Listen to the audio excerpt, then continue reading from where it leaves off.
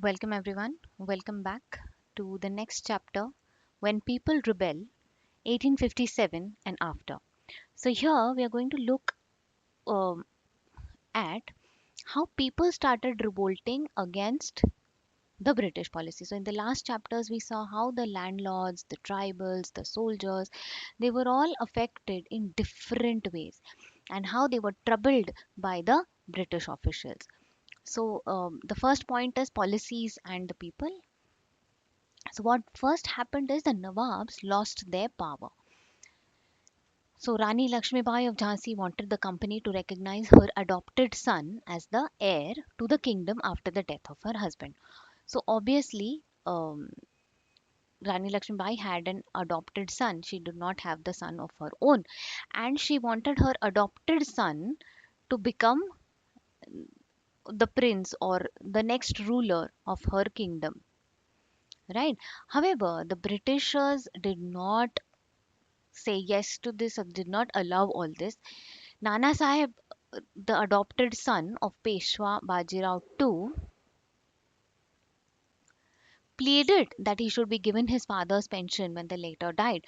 However, the company turned down all these pleas. The company did not give any consideration to this. So, what happened? Many ruling families tried to negotiate the company with their personal interests. Okay, this is happening, whatever is happening is not happening correct. Their rights are getting invaded, so they tried to persuade, but then the company did not budge to it. Awadh was one of the last territories to be annexed in 1801. The subsidiary alliance was imposed on Awadh, and in 1856 Awadh was also taken over. The governor general Dalhousie declared that the territory was being misgoverned and the British rule was needed to ensure proper administration. So what was the reason that they took over Awadh and started controlling Awadh? The reason that they gave was that Awadh was being misgoverned, not governed properly, and the British rule was needed to ensure that it is governed properly. Then the next instance we see here is the company even began to plan how to bring down or how to end the Mughal dynasty. The name of the Mughal king was removed from the coins that they minted um, for the company.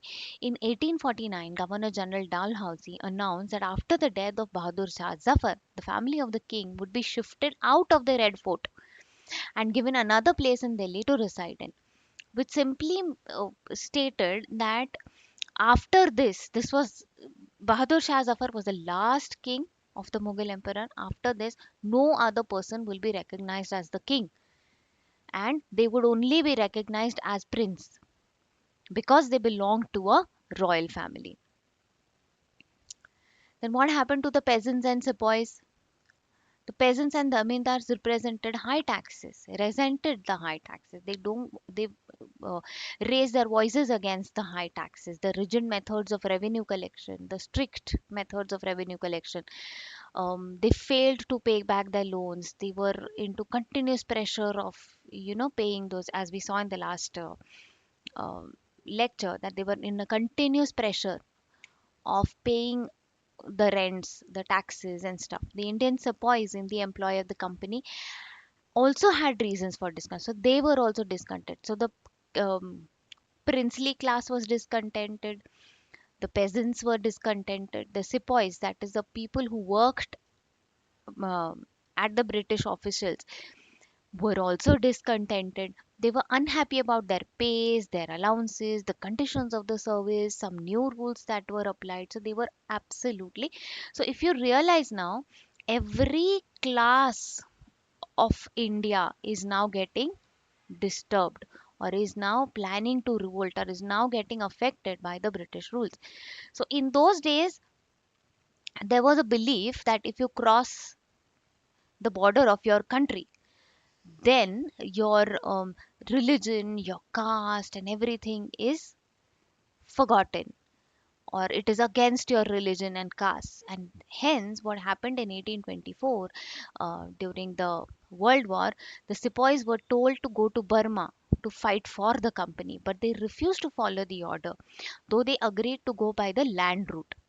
So, if you cross the seven seas, they said, you will lose your religion, your culture, your family, your everything. And that is why they had to make an arrangement for going through the land route. They were severely punished, and since the issue did not die down, in 1856 the company passed a new law which stated that every new person who took up employment, who is employed with us, had to agree to serve overseas if required. So this was the contract that was signed by them, that if you are working with us, if you're our employee, if need be, you had to move to the outside countries, abroad, overseas, if required. Sepoys also reacted to what was happening in the countryside. Many of them were peasants and families living in villages. So the anger of the peasants quickly spread among the sepoys. So sepoys were who? The children of the peasants, correct? So if peasants were troubled and the sepoys were troubled, so the anger spread among everybody.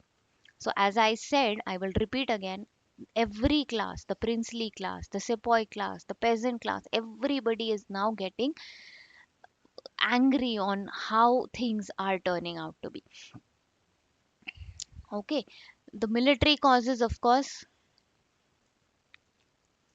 as we can see, there was a lot of discrimination between Indian soldiers and British soldiers. Okay, there was also a socio religious cause stating the British believed that the Indian society had to be reformed.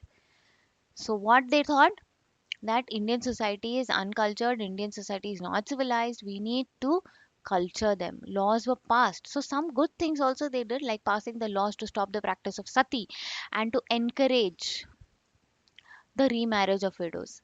However, what they did was they made English education compulsory. The company allowed Christian missionaries to function freely in its domain and allowed even own, they gave their own land and property, that Christian missionaries work here and English education becomes a mandate. Okay, they made new laws. The new law allowed an Indian who had converted to Christianity to inherit the property of the ancestors. Only if you convert to Christianity, your property to ancestors right will not be taken away. Many Indians began to feel that Britishers were destroying their religion, their social customs, and traditional way of life. So, what Indians started believing somehow, that our customs, our traditions, our religions are being taken away, our social customs are being taken away by the British officials, which means they are interfering in our personal lives, interfering in our religious lives, interfering in our social lives, and which the people really did not like. So, what exactly the eyes of the people say, or how did the people feel? So, through the eyes of the people, here are two inscripts given. The list of 84 rules. Given here are excerpts of the books from Masa Pravas, written by Vishnu Bhat Godse, a Brahmin from village in Maharashtra. He and his uncle had set out to attend a yagya being organized in Mathura. Vishnu Bhat writes that they met some sepoys on the way who told them that they could not proceed on with the journey because what happened is a massive upheaval. Upheaval is unrest was going to break out in 3 days. The sepoys said. The English were determined to wipe out the religions of the Hindus. So, what did the sepoys said? That the English are determined to wipe out the religion of Hindus and Muslims, and they had made a list of 84 rules, and they are going to soon announce these rules. Okay, they said that the kings refused to accept these rules and warned the English of dire consequences, and hence there is a terrible unrest going out throughout the country. This is another excerpt from Subedar Sitaram Pandey. So Sitaram Pandey was recruited in 1812 as a sepoy in Bengal Native Army. He served the English for 48 years and retired in 1860.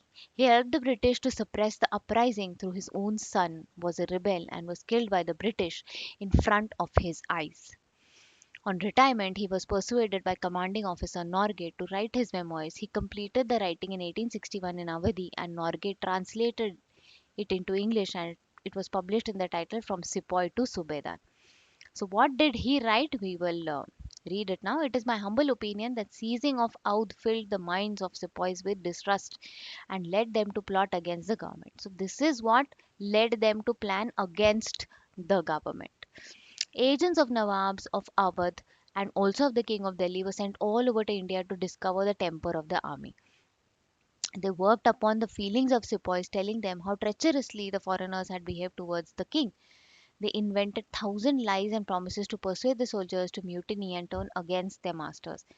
The English, with the object of restoring the Emperor of Delhi to the throne, they maintained that this was wholly within the army's power. The soldier would only act together and do as they were advised. So they were clearly told that the soldiers had to obey the orders. That was only what they were supposed to do. So now, with all this unrest, what happens is people start retaliating. People start mutiny. What is mutiny? They start disobeying their orders. Collectively, everybody decides that we are not going to now agree to what they says. So if you read the slide on 29 March 1857, Mangal Pandey was hanged to death for attacking his officers in Barakpur. Okay, sepoys refused to do the army drill using the new cartridges coated with fats of cows and pigs. So for us, in our religions, we have a special place for cows and pigs, right? So we cannot consume anything made from cow or pig fat. And those cartridges had to be opened from their mouth, which they were not really ready to do because this was against most of the religions. 85 sepoys were dismissed from service and sentenced to 10 years of jail. In response to the soldiers in Meerut marched to the jail and attacked and killed the British officers. So this was happening. The soldiers were determined to bring an end to the British rule. The soldiers had decided that we are going to bring an end to the rule.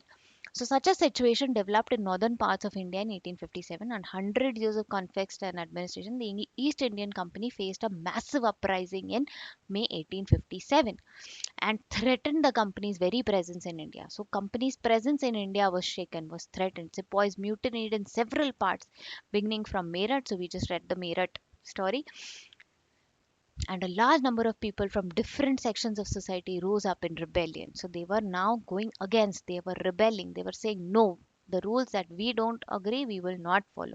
Some regard it as the biggest armed resistance in the colonism in the 19th century anywhere in the world. So British had a lot of colonies in other countries as well. So anywhere in the world, such big rebellion did not happen.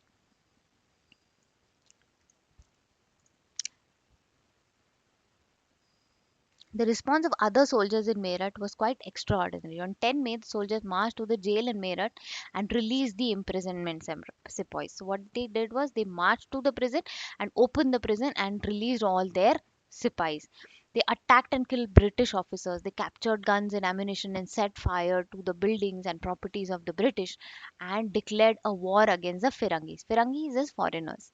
The soldiers were determined to bring an end to the rule in the country, but who would rule the land instead? The soldiers had an answer to this question.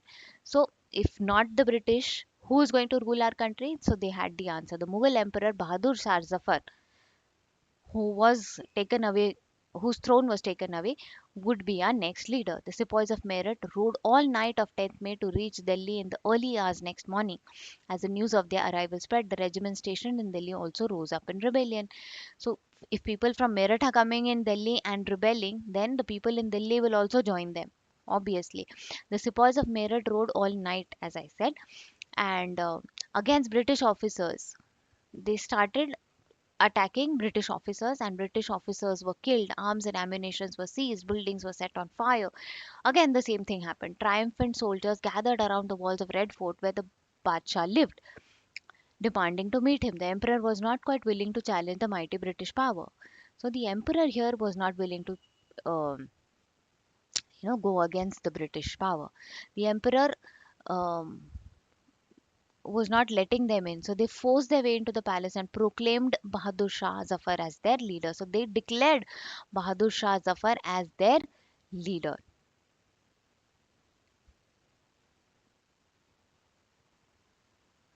So how did the rebellion spread? We'll quickly get back to this. So regiments started mutinying. So all the soldiers came together and they started mutiny.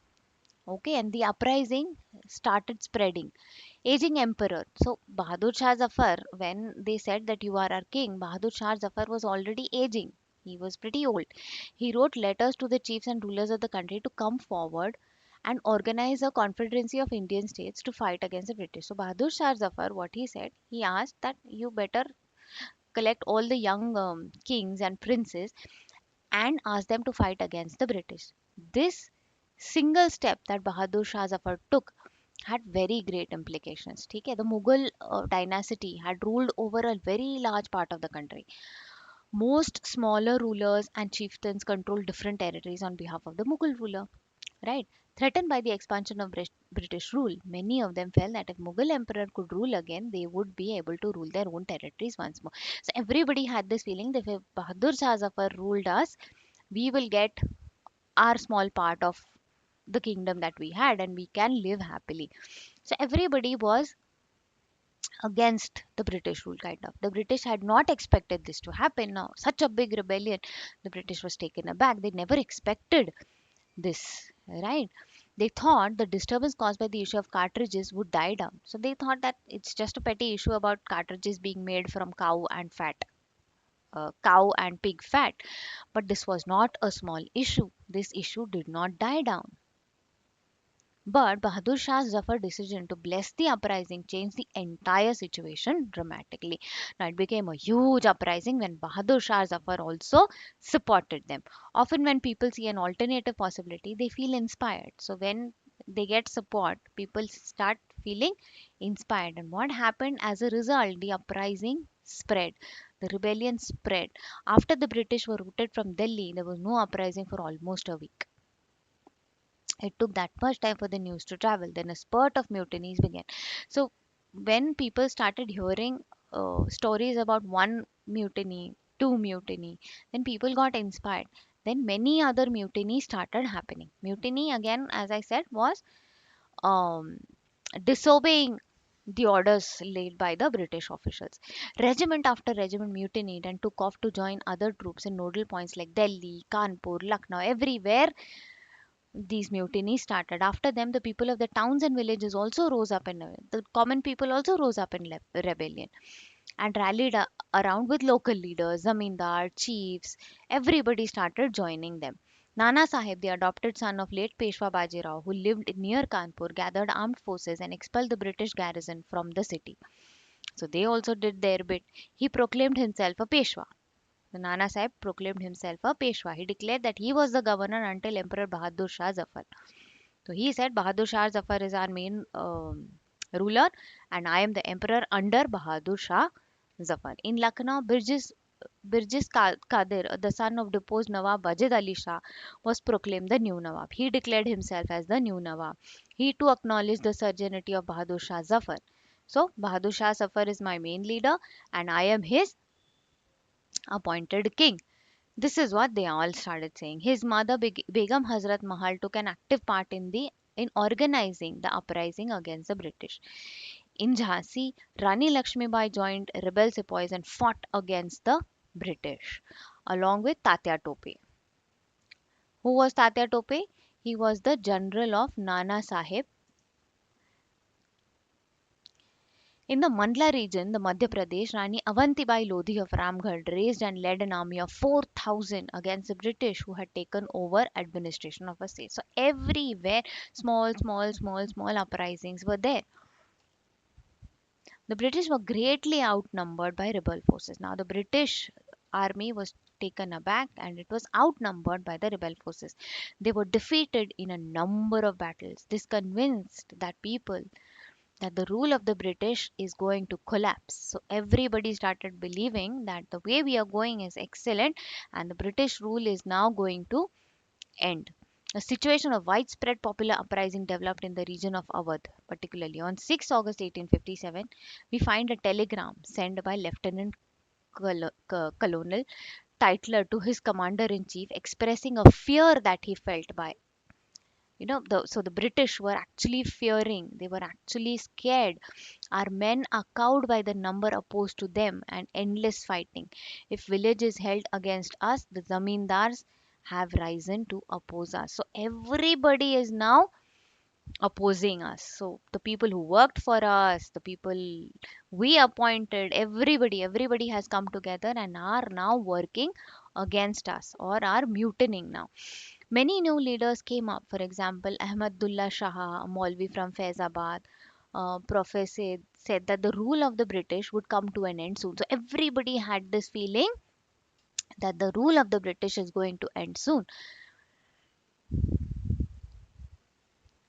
He caught the imagination of people and raised a huge force of supporters. He came to Lucknow and Delhi. So everybody was trying their own methods of gathering people and revolting in whatever small, big, whatever possible way. They started joining the rebellion. The Ghazis joined, the Awadh people joined, everybody joined. But finally, what happens? Does India get a freedom then? No, the company starts to fight back. So they were unnerved by the scale of the upheaval or the unrest. The company decided, the British company decided that we are going to repress or suppress the revolt by all means. It bought reinforcements from England. So it bought more help from England. They passed newer laws. Okay, the rebels, now the people who rose against the British, could easily be convicted. What is convicted? पकड़ो, jail में डाल दो, कुछ पूछने की जरूरत नहीं है. And then moved into storm centers for revolt. Delhi was recaptured from rebelled. So first step, Delhi was recaptured from the rebelled in September 1857. The main center, Delhi, was captured. The last Mughal emperor Bahadur Shah Zafar was tried in court and sentenced to life imprisonment. So Bahadur Shah Zafar, who was one of the inspiration for the people, was sent back to imprisonment. He and his wife Begum Zinat Mahal was sent to prison in Rangoon in October 1858. So both of them were sent to the prison in 1858. Bahadur Shah Zafar died in Rangoon jail in November 1862. So 4 5 years in jail and he lost his life. Then Delhi was recaptured. But when Delhi was recaptured, it did not mean that the rebellion stopped completely. People continued to resist under the British. The British had to fight for 2 years to suppress this massive uprising. So 1857 uprising continued for 2 good years, and the British had to take real good efforts to suppress that uprising. Lucknow was taken in 1858. Rani Lakshmi Bai was defeated and killed in June 1858. A similar fate awaited Rani Avanti Bai also, who, after the initial victory in Kheri, chose to embrace death when surrounded by British on all sides. So she was also killed. Tatya Tope escaped the jungles of central India and continued to fight a guerrilla war with the support of many tribal and peasant leaders. So he had to go into a hiding, Tatya Tope. He was captured, tried, and killed again in April 1859. Just as victories against British had earlier encouraged the uprising, the defeat of the rebel forces encouraged desertions. Now, as people started seeing that there are no trials happening, people are being killed, people are being imprisoned for lifetime, the rebellion started deserting. So people then did not join the rebellions in that large numbers as they earlier did. The British also tried their best to win back the loyalty of the people. So now the British took efforts to win the loyalty of people. That no, we are trying to do good for you. We are not, trying to harm your religion or anything like that. They announced rewards for loyal landholders who would be allowed to continue to enjoy traditional rights. So the earlier rights they had, they were promised that they are going to enjoy the earlier rights they had. Those who rebelled were told that if they submitted to the British and if they did not kill any white people, they would remain safe. So this was another condition. So the people who earlier rebelled, they gave them a chance that we will not put you in imprisonment or jail, but you'll have to uh, tell us that you will now support us and not kill any British. So what happened? Hundreds of sepoys, rebels, nawabs, and rajas were tried and hanged. Tried is were tried in tried in the court. Court में ले जाते हैं, trial करते हैं, उनके इल्ज़ाम prove करते हैं, whatever accusations are there, and then they are either hanged or life imprisoned.